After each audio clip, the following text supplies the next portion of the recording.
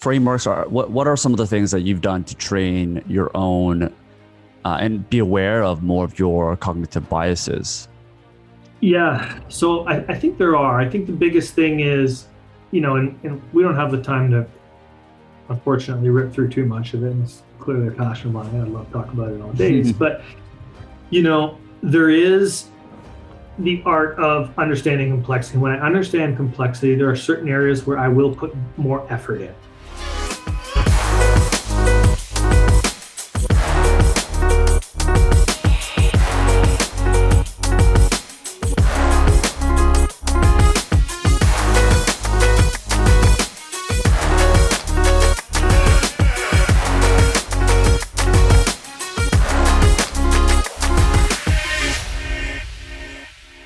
How's it going, Eric? I'm very good. How are you, Sean?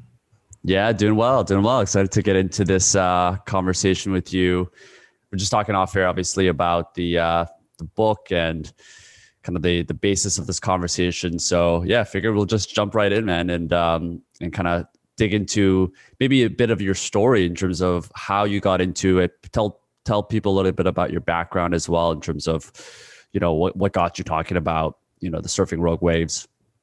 Yeah, absolutely. And we were chatting with similar kind of backgrounds in a way, right? So born and raised in Canada, had an upbringing in what I would say very fortunate, kind of great family and all that fun stuff. And, if we fast forward somewhere along, I guess, the story of my life, I don't know exactly when, I developed this infatuation kind of with the concept of change. So disruption led me down more the academic path, completing my Ph.D. That was great and all. I was happy with it. It still felt a little kind of incomplete in terms of purpose. So I wrote a book. The book was born out of a sense of urgency in a way, I guess, right? And kind of this kind of inherent pursuit of purpose. So the foundations of the book are rooted in the PhD thesis. But, I created this theoretical framework, which I call the surfing framework, and we'll get into it. And it applies to a lot more than global executives and organizations, right? So after 5 years of completing my doctorate, I spent the next couple of years updating a lot of this research and framework to apply to individuals like you and me and those who are also the CEO of their life, the ultimate decision makers of their life. And the timing is what really led me down this path. We've entered this, there was an opening day party, but we're in this fourth industrial revolution, right? And we hear kind of the mixed opinions on it. I don't think it's all doom and gloom. I think it's going to be some of the most exciting time in human history, and we're going to solve and achieve incredible feats. Mm-hmm. But with more risk comes more reward, right? We're going to face the craziest rogue waves of disruption humanity has ever faced. And I'll kind of keep talking through that, and we'll see some of the parallels in here. But this era of technological development is fundamentally different than any other time in human history. It's going to come faster than many of us think. There's ethical discussions we should be having to proactively build these mega trends into the world we want. And a lot of these aren't happening at the scales they probably need to be happening. They're key in a lot of ways for us to reshape our industries, our societies, our day-to-day lives. We're going to experience, disruption of not only the previous industrial revolutions where we really disrupted the world around us. We are going to disrupt our biological selves, right? The one things that make us fundamentally human. So we have these linear brains in this exponential world. And that kind of led me to the surfing framework I present in the book as a tool to really equip the readers with practical understandings of how to leverage scientific and technological progress of our near future to create an outlook of this world that's all around better, safer, but more aligned, more importantly, with how you want to define your success or goals and where you want to be. Got it. Yeah. I think a lot of people like to focus on the dark side. It's kind of what catches attention. There's something innate about, I think, the way our human brain works, where we're attracted to things like Black Mirror or iRobot. And it seems like a lot of the focus in terms of mainstream media has been around this darkness, right? And it gets people fearful of what's to come, and it's catches a lot of eyeballs, but it's not necessarily the best way to help people think about what are the opportunities of the future. And, as you mentioned, it's never been this exponential in terms of new opportunities and of course the new risks in that sense as well. But yeah, talk to us a little bit about some of the disruptions that you see coming over this next fourth industrial revolution that you're talking about. Yeah, and at the end of the book, I have fun and take a stab at some of these. And again, the whole point of the framework is I don't know what's going to happen when and what order, but we do know some of these things are going to happen. We get very stuck on trying to predict, well, exactly when is this going to happen? We don't know. They're also interconnected now. We can't decouple any of it, right? And these amplifications and augmentations in completely different areas might advance another area breakthrough. The change in general can be small and big. So obviously we love the extreme things where, we change our entire lives, but we're also just not noticing all the little changes in our lives, right? Humanity, you and me, we never voted for braces or the internet or IVF or smartphones. They just appeared. They just happened, right?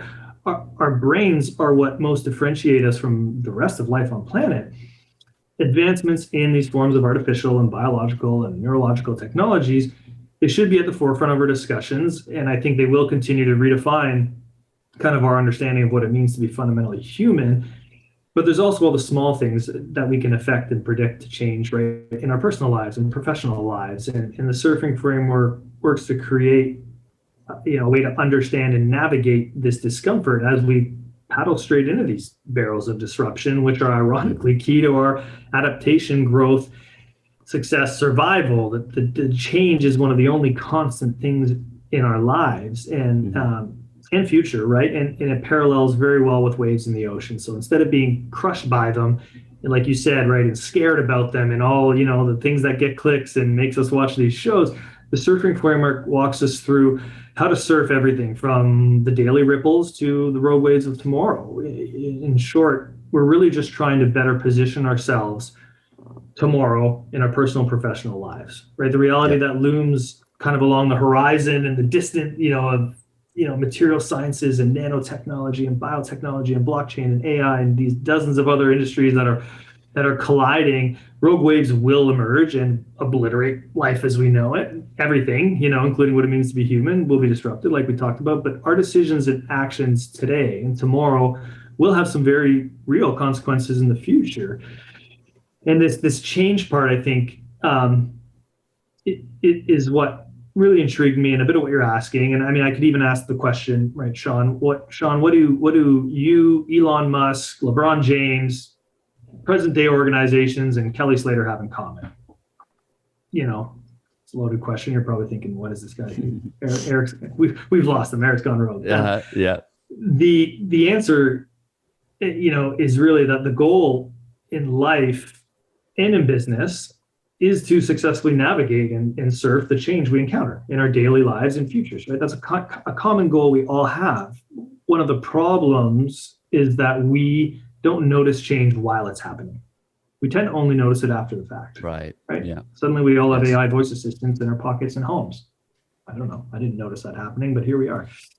The reality is we'll experience more technological change in the next few years than the previous 100 years, right? And we understand the exponential elements of that. And most of us embrace this technology that's a result of previous industrial revolutions without realizing we don't currently have the means to comprehend what's coming next. So, most of us do not notice change is happening, but what if we could notice this change, right, while it was happening? And that's a lot of what the book digs into, right? What if we had a tool that we could use to more optimally position ourselves to take advantage and surf these rogue waves of change emerging in our business and life? And the book's called Surfing Rogue Waves, which hopefully now kind of the parallels have come together as we have all these mega trends, that are going to amplify each other. And a rogue wave kind of violently appears out of nowhere, much like, we're seeing the disruption nowadays. And something to note here, I think, and we were chatting about it quick, Sean, is the problem's connected, but this is different than individualistic peak performance, right? We can hack our brains and rewire neurochemistry to perform better. And there's great new research coming on that every day. And you had some of the best, right? You had Steve Kotler on here. I think on one of your previous episodes I was listening to, obviously legendary author and journalist who unpacks peak performance centered around flow and And flow state is optimal performance, and that is important, right? That's when you're so dialed in that you're everything else fades away, right? You're stuck in that moment, and we're starting to understand how to put ourselves in flow better. And due to that fundamental shift in our neurochemistry, we understand we're happier and we perform better when our brain produces chemicals like, dopamine and serotonin and endorphins and all that. And when we increase hormones like cortisol, you increase stress levels, right? An example of this is when you increase stress, you sleep less. When you sleep less, you recover less. When you recover less, you don't perform as well. So although that is equally as important and that has to go on as well, I just felt in change, understanding the playing field you're competing in is arguably more important, right? So if you think of running a 100-meter sprint, you prepare and train for that 100-meter sprint. If you're getting towards the finish line and you find out it's a 400-meter race, your peak performance initiatives were wasted, right? So for peak performance, we need to understand the environment we're competing in and what happens when we pull the individual out of a controlled, structured environment and we drop them into the oceans of life. Yeah. And that's the big push on I think what we're trying to do here, right? Which is, how do we notice this change? Sure. And how do we adopt it and build the mentality of building it? Because as you mentioned, I mean, another example is if you're trying to run, a marathon, and this is back in the days, and you're using a horse and the other person's using a Ferrari, and you didn't know Ferraris existed, or you were resistant of that change, I mean, game over, right? So I think it's just leveraging the tools that are accessible and going to be exponentially more powerful in this day and age. So talk to us a little bit about the frameworks that you're talking about in the book that allows us to catch these trends more easily. Yeah. And this should help us, to your point, notice the change while it's happening, right? And you might think you're never going to lose because you have a Ferrari, but if you notice some other guy building a plane, suddenly we have to go across oceans, it's going to change the game a little bit. So we need to equip ourselves with, like you mentioned, these proper tools to find and understand objective truth. The less connected someone is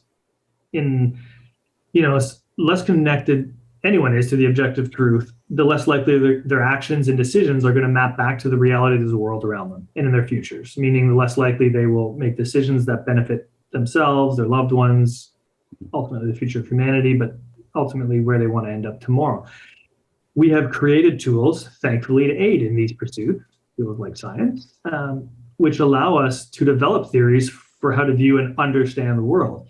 Great thing about science, it's also true whether you believe it or not. So it removes a lot of our, built-in opinions, which we'll get into shortly here. But in the related surfing theme, big wave surfing has always been the kingdom of those, who are never satisfied and wants to push limits, and they always want more. And new generations of surfers come in and they push the new boundaries of impossible, and they surf bigger waves, and this constant evolution and adaptation and growth and progression are why we surf bigger waves every year. We see a similar story with humans, right? As we shift our attention to surfing now, these biggest and baddest waves that humanity has ever faced in terms of disruption, we need to focus on these 3 surfing requirements: waves, a surfer, and a board.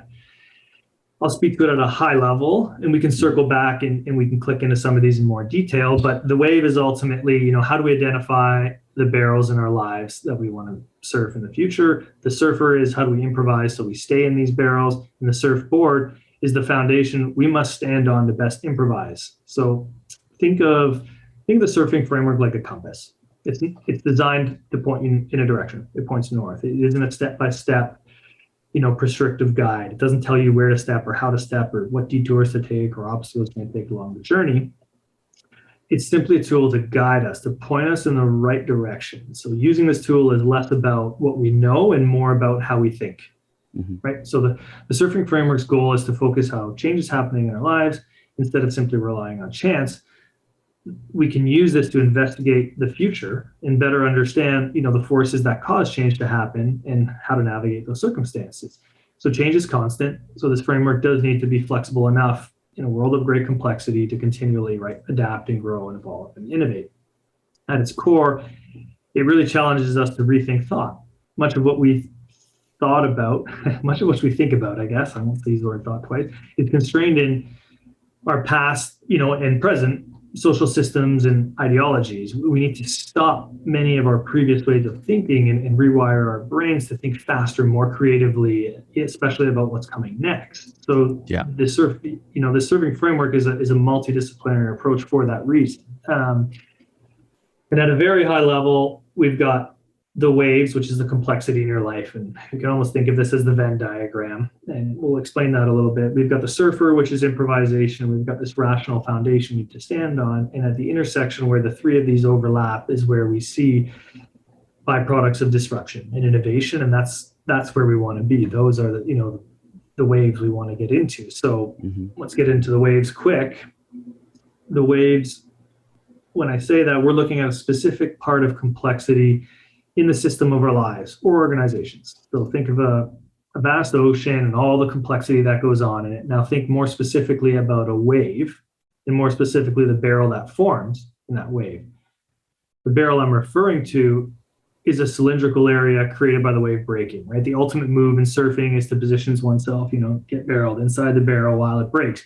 That's what this framework identifies in our life and business. And we understand that through complexity sciences. It helps us understand a specific system of complexity, which I refer to as the abstract and functional space. And the abstract is where learning and creativity and innovation and growth happens. The functional space pushes for standardization, formality, structure, performance. And these two systems are essentially very important because we use them to identify a specific time and space when we're feeling a pressure where we evolve and grow and adapt. They help us identify this disruption and change. The abstract system, this is carefree. We take risks, we get creative, we dream, we envision our goals. Functional side, we pay bills, taxes, follow laws, save money, plan for retirement, all that boring stuff. Sure. Both systems are in constant competition, right? The problem is we grew up learning to move the system back into the functional space as fast as possible. The function space is linear, right? It's easily understandable and predictable. We learn to find comfort in the functional system and when the functional system is in control because we are in control. We're not comfortable in the middle when we're not in control and in this kind of conflict, right? But in this tension, in this conflict, this is where disruption and innovation in business and life emerges. And this is the transformation we're after, right? It happens in the barrels of these waves, as we're calling them. Residing in the extreme, left of the abstract system is pure chaos, and then pure order operates in the other extreme. You can never transform it in the future purely in order or chaos. So the growth, therefore, happens in the middle somewhere, right? So this barrel's tension between these two systems is exactly where we want to be, despite how counterintuitive it is. The next logical question for that is, well, okay, great, but how do we navigate these barrels of disruption when we lack information or facts or the data we need to act in the moment? And this is where the surfer comes in, our second pillar, right? Made up of improvisational theory. So now we've got the second part of the surfing framework. It's us. It's the surfer, right? In the book, I use the example of Slater. Why was Kelly Slater the best surfer in the world? He's not a freak physical specimen, but he had, let's call it surfing sense. I don't know. I don't even know if they call it that in surfing, but you generally get the theme. He could anticipate what was about to happen on the water and react to it faster than the competition. He could gather, process, understand massive amounts of complex information instantaneously. Instead of seeing linear connections of individuals' waves forming, he would fluidly improvise all these minor predictions, formations, breakdown, reformations, and patterns he was seeing. I'm not saying he was doing all this on purpose, but this is what was happening, right? And being present in the moment, he can use his evolving kind of spatial and temporal relationships amongst his position, his board, the forming waves, the amplitude, the speed of the waves, the other surfers, and that dictates his next thoughts and movements, much like our everyday decisions dictate our next thought and movements. And we see this like a musician playing jazz. Kelly Slater, will stick with that example. He uses a loose framework to dictate his next kind of action in real time. And this isn't to say Kelly Slater's not an incredibly hard worker and an incredibly talented surfer. Yeah. But on the world stage, competing with all the other best surfers in the world, this is what set him apart, right? He could use his decisions and actions to shape the outcomes in his favor, often putting him in the right place, the right time. We see this everywhere in sports, right? All these highly paid, incredible athletes who always seem to be in the right place at the right time. So to best transcend our complex future, we need to keep our system on tilt through the decisions and actions we make. And it's not enough, unfortunately, to just randomly improvise, right? It's like surfing without a surfboard. Understanding our complex world and improvisation and how that works, they're useful if our beliefs and thoughts aligns with the truth of the world. Like any model or system, bad info in, bad info out, right? Garbage in, garbage out. So that ultimately leads us into the surfboard, kind of the final part of the framework. It's the solid foundation we stand on that makes surfing possible, right? Rationality, in a way, is our surfboard. And I'll go through this quick, and then, we can click into some of it because it's a little bit long-winded here. But actually, maybe I'll just interject before we go into the surfboard, because one question that I had that people might be thinking is, when it comes to the surfer improvising, they're seeing the same waves, and they're repeating the same sort of experiences, in that it's they've gone through these years and years, morning after mornings, of doing these same repetitive tasks. Obviously, every surf is different, every wave is different, every beach is different, but they're still going through a very similar experience along with sports. I guess one would say that the fourth industrial revolution and these disruptive technologies and advancements that we're about to see has never been done before, as you mentioned initially. And while the analogy makes sense, it seems like these are unprecedented times and introductions of these technologies that almost seems like would be very difficult to see ahead of time. So I'm curious to know, what are some of the detailed frameworks that people can use, knowing that when you're a surfer, you're going through these repetitive things, but with these technologies, we've never seen these before. It's just not something the way human brain is wired to see ahead of time. Yeah, absolutely. And I think once I get through the rationality part, just really quick, we can come back and give a high level, I'll give it a cheat sheet version of the things we want to look for. Because to answer your question, you're exactly right. This isn't like we're running another 100-meter race, but how about it's this race?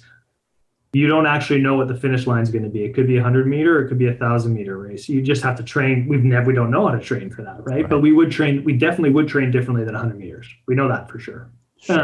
Right. So we'd be hedging our bet. So it's more like big wave surfing in that regards, right? We big wave surfers hunt down the big waves, right? We need to hunt down these rogue waves.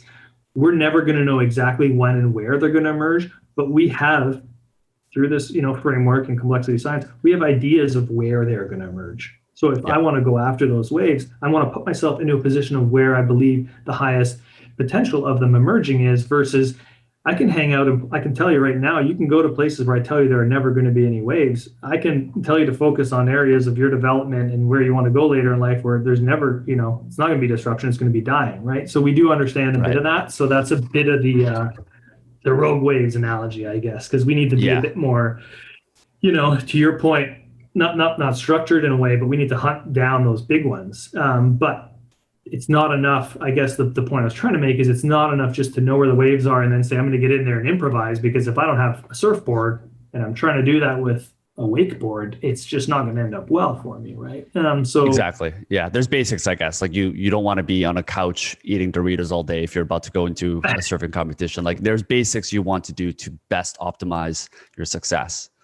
Exactly. And this is the harder part, because we look inwards at ourselves, right? Our decisions define who we are and ultimately what we become. And the emergence of all these cumulative decisions ultimately define the future of humanity, as extreme as that sounds. So we better be making good decisions, I guess. The way we think and the beliefs we hold affect our choices, which affect our actions and how we improvise. So with this influx, like you mentioned, of continuously changing information, how do we filter through all of it to make the best decisions? And that's this final pillar of the surfing framework, helps us do exactly that, right? How do we navigate the complexity to improvise our way through life and business? We need to understand our decisions shortcomings and why some of those are so significant. Mhm.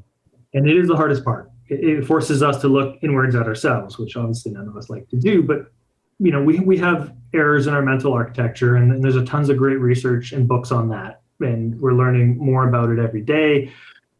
Our brain is the only tool we have to measure and understand the world. Ultimately, our brain creates other tools that we can do it in more detail with, but it's ultimately coming from our brain. And we use this to calibrate the accuracy of our beliefs against the realities of the world. Unfortunately, our brain isn't calibrated to the realities around us. These shortcomings manifest in cognitive biases.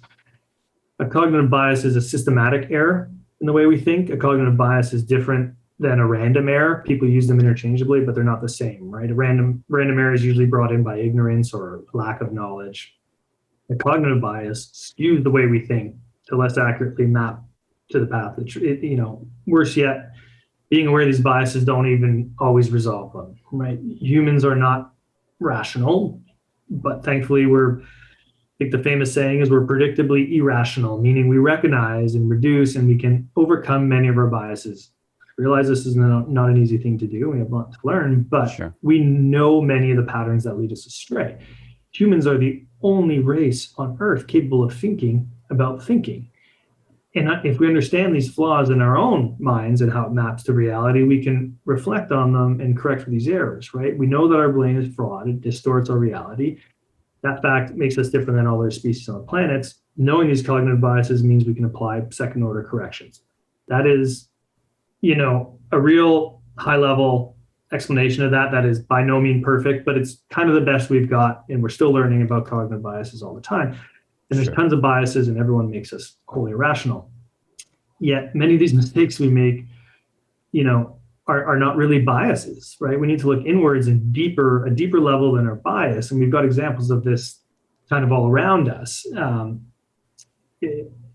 give a quick example to help make this all make sense, because I'm probably talking a little high level, but you, me, anyone, we've all wondered why we see something on social media, possibly, right, that we can't believe isn't mainstream reporting on it, right? We might even feel the need to reshare it or post it ourselves, or so people can know the truth.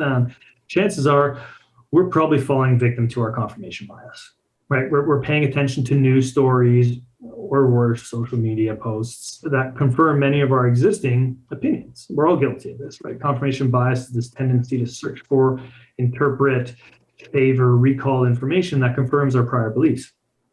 Obviously, on its own, very damaging.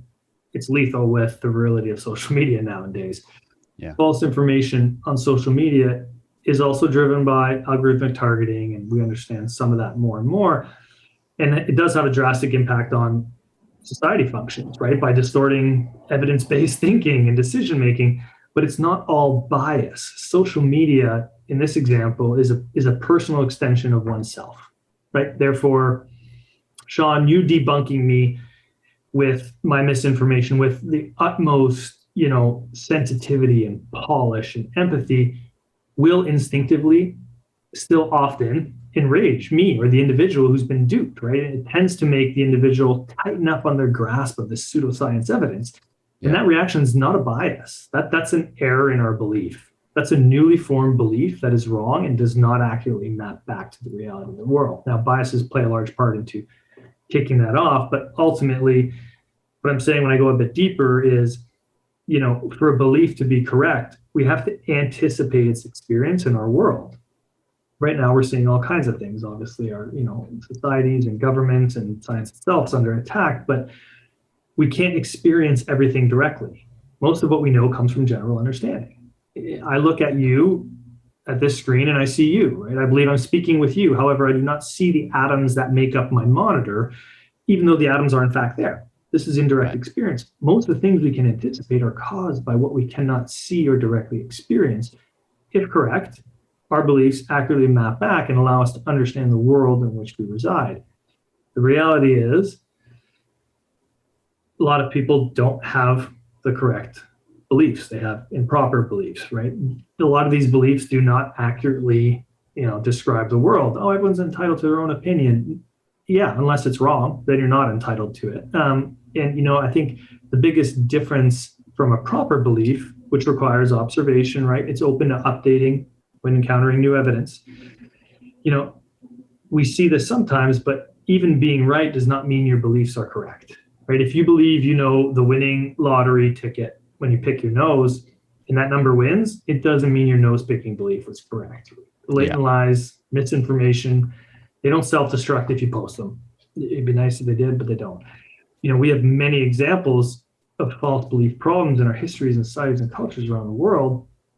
And we've kind of changed and evolved and adapt them, but and then some parts of us haven't. And extreme examples are easier here, but we see this subtle examples as well. Many years ago, you had a severe ache in your mouth or your head, you'd pray, or you'd go see a fairy or a witch or someone you believe would cure your pain. Sometimes it worked, the other times you died.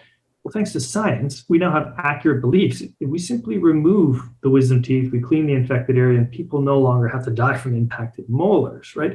The more we shift away from made up, inaccurate beliefs towards accurate beliefs, the more accurately we can anticipate what will happen in the real world. How do we know what's accurate? Like, that seems to be a very difficult thing these days with, just the amount of fake news, quote unquote, that is spreading all across. And even just speaking to things around social media, which is such a large part of people's lives, and most people's self-identity is just based on how many followers they have and their lives around social media. But the algorithms that are feeding these, news feeds are really just personalized. I mean, at one point I did an experiment where, I went on YouTube and I followed, especially during the elections, I followed, Fox News, and I followed, all of these different outlets on the right side. And then, obviously on the left side, I follow those as well. And just the amount of disparity and the contrast of information that was being shared around the same topic really was just mind-boggling. And I'm sure you obviously know about this as well. But like, how do we, in this day and age, really fight against the trillions of dollars that are being spent on these algorithms designed to trick us in many ways? Yeah. So at a high level, we have the surfing framework. It's 3 steps. Each step has 4 pieces in it. And I'm going to run through this quick. And then that last one, I think we'll jump into and kind of talk a little bit more on the how, right? The rationality part. It's easy to say that, like I just ripped it out there, like we should all just be rational, but how do we actually do that? So the first one is we always look for barrels. And what I mean for that is, like, we always look for that uncomfortable space that's counterintuitive, right? We improvise to keep ourselves in the barrels, and we use our surfboard as our rational foundation. So the first one, look for barrels. There are specific things we want to look for. Not all pressure means you're in a barrel. There are toxic situations you should just get out of, right? So in life, in barrel, and same within businesses, there's 4 components of pressure we look for, right?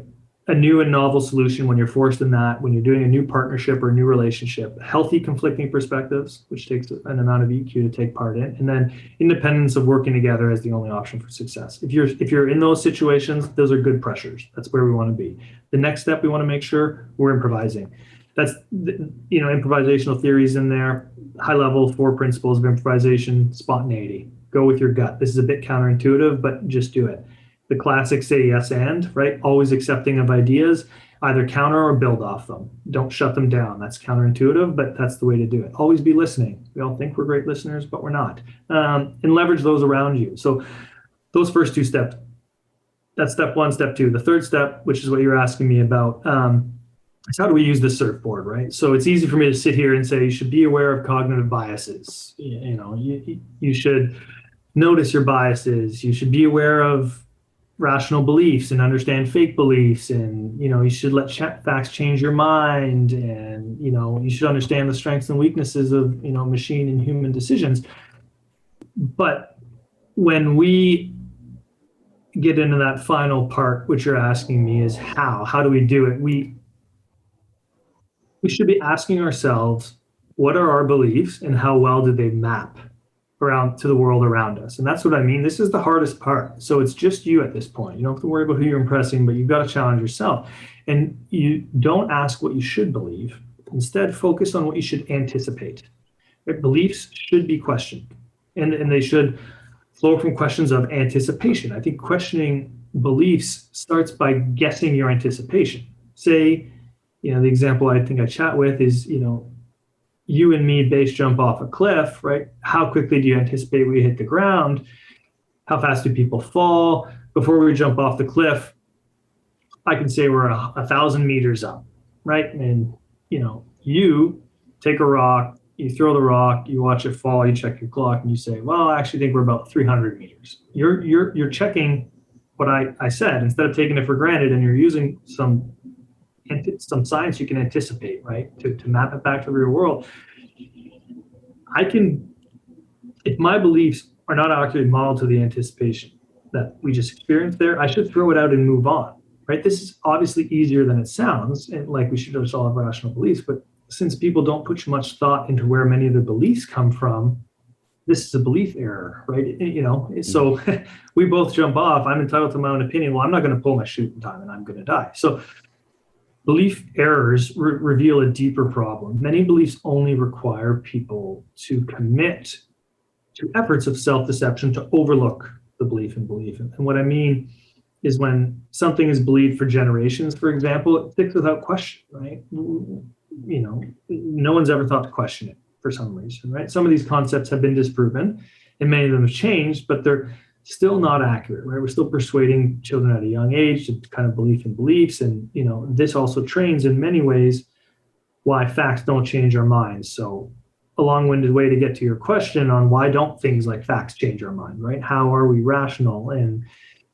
I feel bad for anyone named Karen because they've kind of been given this little stigma, right? But how do we deal with misinformation that, I think in the book, I use the example our Aunt Karen regularly posts on social media.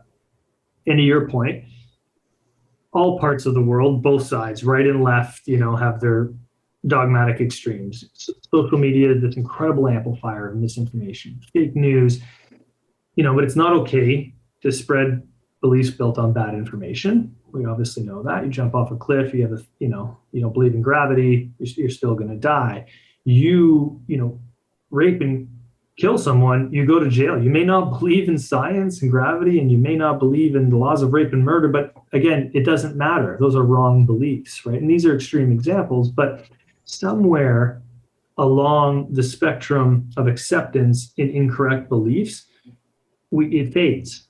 And it is proportional to governance, right? Governance directly affects the speed of false beliefs that are published. One of the spectrum, we have peer-reviewed research. It's long, it's rigorous, it's expensive, but it removes most of the bias. It's great. The problem is it's too slow. We've got media who sits in the middle. They're still trying to be fastest of the punch. You named a few. I find it a bit easier. You can kind of see who biases where a little bit. And there are some investigative researchers that are very, and journalists that are very good still, but still slow. And then you've got social media, right? It's fast, it's free. The problem is it's usually pretty inaccurate. So, well, social media seems to be the big one, and it's right. Even the news has been melded into social media. Like I don't know a lot of people that go to these websites or watches TV. Like a lot of the news feeds are just the news is being fed through social media, and they're the ones that have all of these data points that seems to be personalizing the decisions. And it's the reason why we're in a bubble, right? It's, we are certainly in this information bubble that is very hard to escape unless you are completely off grid, and even then you're in your own little bubble. So it's almost like we're just living in these tiny little bubbles online. And that seems to be the key. Yeah. And it's in you're bang on, but we also are aware of it. So we are aware that we can try to correct ourselves for it if we're thinking like that, right? When we see misinformation, we do want to correct it. And that's not anything new. It was called the deficit model in research in the past, right? The problem with the deficit model, the next steps assume a rational person will consider new information and change their beliefs depending on the presented strength and accuracy. Yeah. And this is where, our saying, knowledge is power comes from. But the process isn't the problem, the people are, right? If you could simply correct misinformation and facts, fake news and propaganda, and it would just disappear, that would be great. The deficit model, the problem is us. It's the person, and it's what we're attacking, right? And even when you do change it, the research shows that people tend to trend back to the norm, to your point, because they're kind of stuck in this this bubble, right? And, or so is it on us to correct them, right? And, again, are we even right? And even if you do try to go and correct good old Aunt Karen, right? It's, at this point, you're challenging these individuals share and spread untrue stories. Okay, I get all that, right? This aligns, this news that they're spreading aligns with how they see themselves in the world. And when they open their social media feeds and they see an individual sharing a post, a fake political news, let's say, their confirmation bias blinds them, and they attempt to reinforce their existing perspective. At this point, fact checking your friends, your connections, usually like an unfriending or an unfollowing, or worse yet, your good old Aunt Karen goes off the deep end and has a meltdown, because even if we fact check these people with the best of intentions, right? We'll use Aunt Karen as our example. She sees it as an attack on the core of her identity. To her, you're not presenting facts and data, but you're asking her to change how she sees herself as a person. In fact, obviously, fact checking her isn't just you presenting new information, right? You're starting like a deeply personal fight. You're not taking an objective debate. You're doing it online, which isn't public, even though no one follows Aunt Karen and no one reads that. That's the feeling, right? Which is far different from shutting her down alone in person. So your Aunt Karen is biasing her real world decisions and actions and beliefs. And when you fact check, it presents a real emotional argument to these people that challenges and threatens the very meaning of who they believe they are. And yeah. So how do we overcome that, I guess, is it just comes down to, I guess, helping people be more open-minded and to separate these beliefs and facts that they have about that they're hearing from the media from who they are as individuals. And I think in some sense, a lot of the people that are listening will probably already feel that way. So I guess what would be for the people that already feel that way and are able to change their minds? I mean, what are the next steps that they would need to do to make sure they're most prepared? Yeah. And I guess one question I challenge is, I think it's not about changing other people's minds as much as changing your minds. Even when we think we are open to changing our minds, are we really though? Do we really go that extra little bit? Or do we think, I'm going to change my mind? We read this, let's say the other side article, right? We see this first point that we know is factually wrong, and we throw it up. We shut down the whole argument. Or do we read the whole thing and take the meaning of really what they're trying to say? Or do we stop at this, clearly if this one point is wrong, the whole thing is wrong.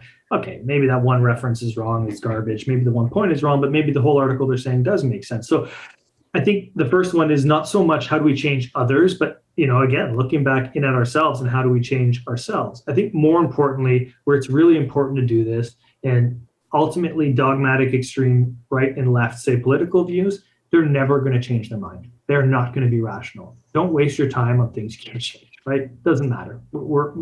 I would say move on, don't even do that. Where we can use it ourselves, I think, is when we see this intersection in our surfing framework, when we have all these three overlapping areas, right? So when I'm in this situation where there is a need for a new and novel idea, like I mentioned, right? I don't really know how to get in there. So I can't pre-plan it. I'm going to have to improvise. Well, now I'm really going to make sure that I want to use a surfboard when I'm doing that, right? I can tell myself like a wakeboard's just as great as a surfboard, just surf on that, but it's not. So I've really got to re-challenge myself to add second order corrections. And again, this is going to sound really simple because sometimes we look for really big, complex solutions, but I'm going to have to double check my cognitive biases and work to notice these. I'm going to have to think through when I see something and it feels good and I tell myself, damn it, I'm right again. I'm really good. Am I checking myself? And really, this is only within us. No one else is listening to me do this, but am I challenging myself to see how I'm wrong and how I'm most likely wrong, right? And when I say rational beliefs, well, knowing that biases feed into that, right?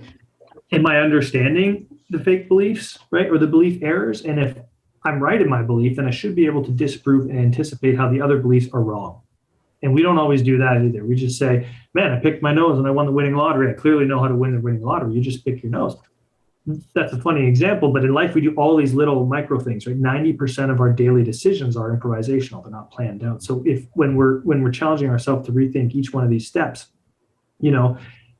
it sounds really simple, but letting facts change your mind, it's harder than you think. I had a great example, and I'm trying to get healthier, and I'm like, yeah, you know what, when I have a couple beers before bed, I sleep better, right? And my wife sits here and goes, no, you don't. Here's the science, here's the facts, here's the thing. And I've done this study myself. I'm like, look, the 10 times I drank, I slept great. And the 1 times I didn't sleep that great. It doesn't matter that I just proved that to myself. I have to be rational enough to let these facts change my mind, sure. Right? And we're not as good at that ultimately as we think we are. How do we train ourselves to do that? Are there books? Are there frameworks? What are some of the things that you've done to train your own and be aware of more of your cognitive biases? Yeah, so I think there are. I think the biggest thing is, and we don't have the time to, unfortunately, rip through too much of it. And it's clearly a passion of mine. I'd love to talk about it all days. But, there is the art of understanding complexity. When I understand complexity, there are certain areas where I will put more effort in. And the reason I put more effort in now, it's counterintuitive, but it's this pressure. It almost makes me feel uncomfortable. And to your point, pressure is real and perceived. Right? Like if I think my boss is going to fire me, I'm going to push myself to go get a new job and start interviewing. That might not be true. None of that might be true, but perceived matters, right? So I need to maybe check myself and think, before I go run off and do all this other stuff, is my boss really going to fire me, right? And so that's an example of everyday things, but we see it in the media, right? Little things we say make us think we should go do that, right? And then, but then we never challenge that again. We spent all the other time doing this in between, right? And you do need to do it. And I do think, training the brain and the mindfulness and clearing the brain and all these kind of things, to your point, is more like the blueprint and, getting into flow. And, some of the other great people you've had on have the very specifics of that. What I'm trying to paint here is like, the arena you're running into isn't a structured 100 meter or 400 meter race. It's an always changing race. So what you want to do is like not fully sprint, but you want to be able to speed up and slow down, but you don't want to gas out. But you also don't want to go at marathon race if you're never, if the race does end on you. So understanding where the pressure is, I think is one thing you really have to look for. The art of improvisation sounds corny. Obviously we grew up being told not to wing it, but we should get comfortable on that, and you should practice spontaneity. Like going with your gut is an anti thing to do, but we need to do it in all reality, and we need to think about when we're doing it. And it doesn't mean don't go for it, but after re-challenge and think if it's right. The yes and, always accepting of ideas, like we don't see this. So if I'm going to give an example here, but if someone on the right end of the political spectrum says something, someone on the left end doesn't say yes and, they say no. Right? Automatically. It should be yes and, because you can build on that and counter it, or you can build on it and just continue building on it. And you don't really know until you go there, right? Like you won't develop these amazing things in an ever-changing landscape unless you let yourself go with it. And that permission to let yourself go and not be in control is counterintuitive to the entire way we were raised, right? At least in the West here. And then we're not good listeners, obviously leveraging around you, but I think what are things you can do with your cognitive bias? I think the very first step is, and I walk through a lot more examples in the books, is, there are so many great studies that even when you think you're right, you're probably not right. So knowing this, that I'm not always right, and it's okay not to be right if I'm open to considering how to get better and not get right, that's not very uncomfortable, which is the pressure we look for, right? This is a barrel of wave in our life. And that's how we get better, when I'm challenging myself and I'm challenging my beliefs. And it's, and again, I unpacked it in 360 pages in the book, so it's hard to get into too many examples here. Yeah, right? We can break it down.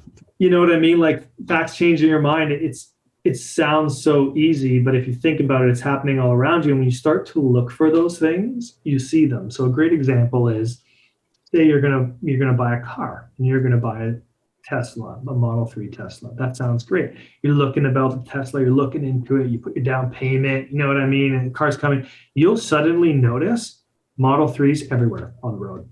It's this weird phenomenon, but you will notice it everywhere. And you'll literally, pretty much say to yourself, man, I never knew there were so many Model 3s. You are looking for these things. This surfing framework highlights them, so we look for them. Otherwise, if you don't, and if I took someone who had just bought a Model 3 and someone who doesn't care about Tesla cars, they will have very different answers on how many Teslas they see on the road, because you just don't notice the things you're not looking for. So this kind of really, of all the noise we have, here are the 3 steps we need to look for, and the 4 bullets in each one of these steps we need to focus on. So that's a vague-ish answer, but I think it kind of gets the point a little bit across on what we need to be looking for. Got it. I mean, if you were to advise someone in university or someone that's just kind of starting out in their careers in terms of the skill sets and kind of the major things that they should really master in terms of their skill sets to really thrive in the next decade or two, what would some of those be? Yeah, and I'm sure McGill for you and Queens for me will hate this when I say this as, academic institutions, but the value of academia is learning. It teaches learning how to learn, and that's the tool you need. You don't need so much to focus on memorizing your thermodynamics or differential equations or any of that fun stuff. Now you might use it in the short term, but you can always reaccess those memories and patterns and things through this little thing we have now called the internet, which is great. So don't spend so much brain power, but challenge yourself to constantly able to rethink, right? And creativity is a big one that we don't specifically teach because it's hard, but we're starting to understand it. But that's incredibly important, right? And I think to your point, you said it way back at the start, being more open. Now we all say we need to be more open, but that's a very hard exercise to constantly challenge and think of ourselves on how we need to be more open. So I think that the learning to learn, I think the concept that we have brains and, the fact that we're capable of thinking about thinking, we can reapply that second order corrections all over the place. That is honestly the most important thing I think you can take from school, right? And I think, schools are different now, and you can get a lot of stuff that's online, which is great. It allows you to do it possibly while you're working. And then there's also incredible value of the interactions and a lot of the personal stuff. If you talk to most people about what they, learn best about at school, it's usually not some, math equation or it's some of the relationships they had, right? And I think that's the part we really forget. We do have linear minds in this exponential world. We have tools, which I'm trying to use here to bridge and allow us to look a little bit further. But all these exponential technologies and opportunities have, incredible opportunities packaged up within them, right? Whether it's this automation and smart car or it's something as crazy as the internet. And those are all coming, but you have to be open to being uncomfortable to get there. You have to be open to giving up some control. And I don't mean control as in go paddle out in suicidal waves or give up control and sit in the middle of nowhere. You need the knowledge and understand kind of where to go, where to shape yourself. And that part is human interaction is always in our foreseeable future, let's say for now, is always going to be the most important, because humans and machines, for as far as we can see into the future, are more powerful than either alone. So you have to know, a great example is it's easy to write a bullet in there and say, remember the strengths and weaknesses of machines and human decisions. But one example of that would be when it comes to predictive decisions, predicting something, unfortunately, we hate this, machines are better.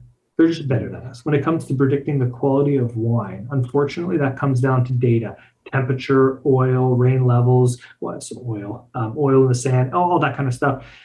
My French ancestors would kill me right now, but the best wine connoisseur predictor isn't going to do as well as data is. But the reality is there's so much of what we do that isn't predictive because we don't know where it's going to go. And that's where we come in. And when we can augment both of these, where I can definitely leverage and understand, which machine data models I should be using and which AI and algorithms I should use and when I should believe and trust in myself, that helps us a lot, right? Versus people who just blindly data-driven everything. Well, that doesn't help either, but you also just can't wing everything. When I say improvisation, old executives now, they're like, yeah, exactly. See, I go with my gut. I know everything. And I'm like, well, that's not right either. It's really that blending.